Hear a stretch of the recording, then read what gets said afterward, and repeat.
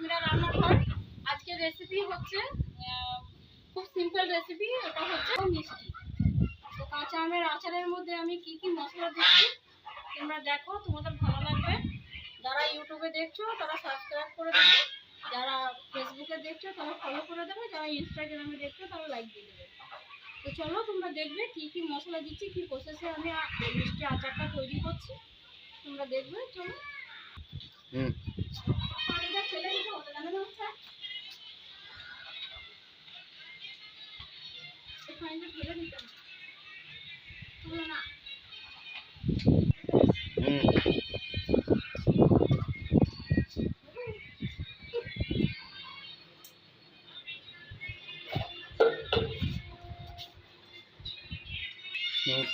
এটা হচ্ছে 5 কেজি কাঁচা আম কেটে আমি একটু রোদে শুকিয়ে নিয়েছি। এই যে পিসটা ঠিক আমি এরকম করে নিয়েছি, ছিলে ধুয়ে শুকিয়ে নিয়েছি। হালকা করে একটু শুকুলে কি হয়, মিষ্টি আচারটা খুব সুন্দর হয়।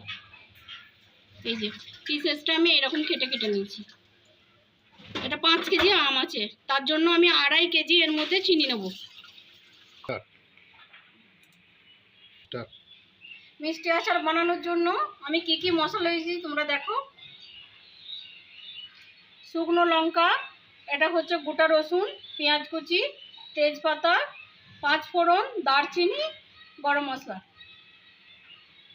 আমি একসাথে করেছি। এবার চলো আমি কিভাবে আমটা কষিয়ে আমি মিষ্টি আচারটা বানাইছি চলো দেখি।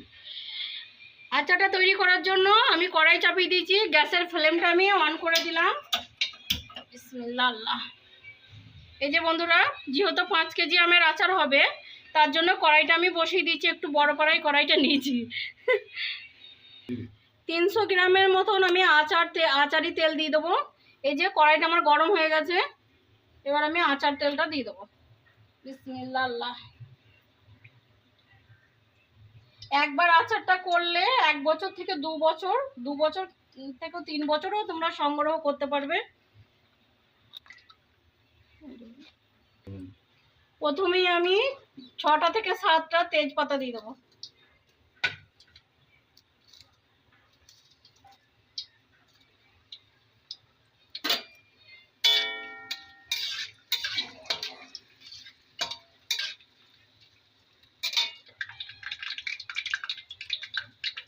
ছটা থেকে 7টা আমি শুকনো লঙ্কা নিয়েছি, লঙ্কাগুলো দিয়ে দেবো।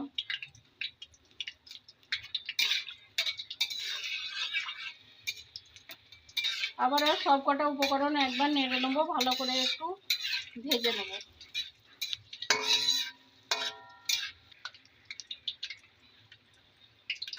আগে থেকে কুচিয়ে রাখা পেঁয়াজের টুকরোগুলো দিয়ে দেবো।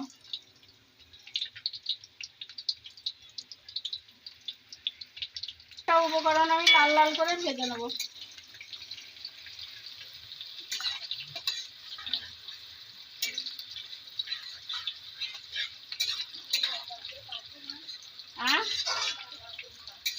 এসো দেখবে।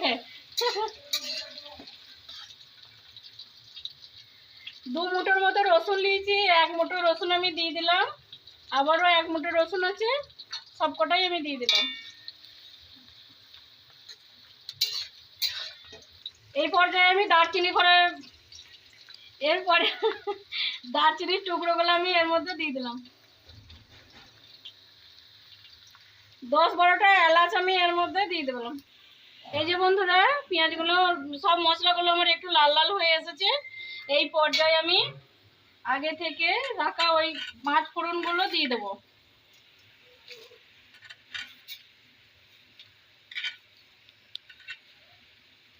আবারও সব কটা উপকরণ দেওয়ার পরে আবারও ভালো করে নেড়ে দেবো। আমার মশলাটা ফ্রাই করা হয়ে গিয়েছে। এই পর্যায়ে আমি আমের টুকরোগুলো দিয়ে দেবো। মফিজুলের রাব্বা করে হেল্প করলে হয়।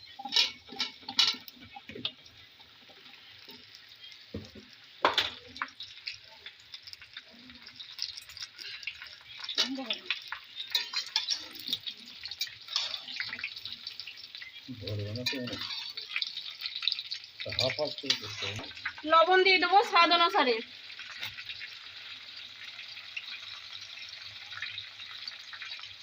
2 চামচের মতন আমি লবণ দেবো, যেহেতু এটা মিষ্টি আচার তার জন্য দু থেকে 2 চামচের মতন আমি লবণ দিচ্ছি।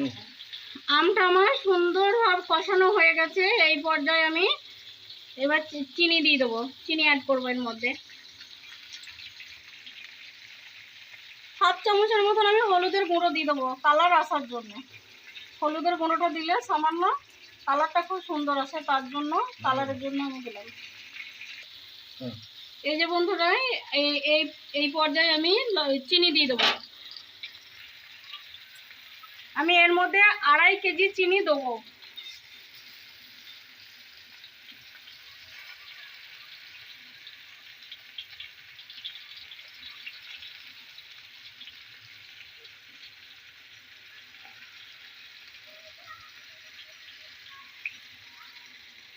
পাঁচ কেজি আমের মধ্যে আমি 2.5 কেজি চিনি দিয়ে দিলাম। আবারও ভালো করে কষিয়ে নেবো সব কটা দিয়ে।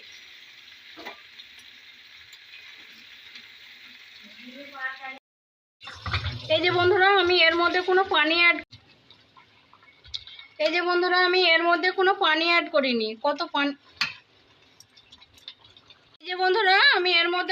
অ্যাড করিনি। আচারের মধ্যে এই যে কত পানি বেরিয়ে গেছে। এই যে কষতে কষতে যেহেতু চিনি দিয়েছি, চিনি দেওয়ার কারণে কত পানি বেরিয়ে গেছে। এই যে আমি, তোমরা দেখো।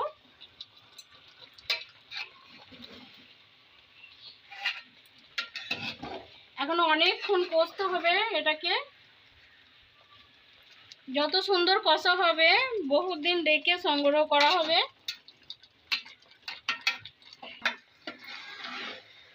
এই যে বন্ধুরা, আমার মিষ্টি আমের আচার 100% কুক হয়ে গেছে। এবার আমি নামিয়ে এটাকে ঠান্ডা করতে দেবো। এই যে হয়ে গেছে, কত সুন্দর হয়েছে, তোমরা দেখো।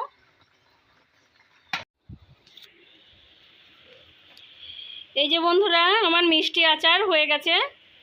দেখতেও যত সুন্দর, খেতেও তত সুন্দর হবে। 1 থেকে 2 বছর তোমরা সংগ্রহ করতে পারবে। এই যে কত সুন্দর হয়েছে। যারা ইউটিউবে দেখছো তারা সাবস্ক্রাইব করে দেবে, যারা ইনস্টাগ্রামে দেখছো তারা লাইক দিয়ে দেবে, যারা ফেসবুকে দেখছো তারা ফলো করে দেবে। আসসালামু আলাইকুম বন্ধুরা।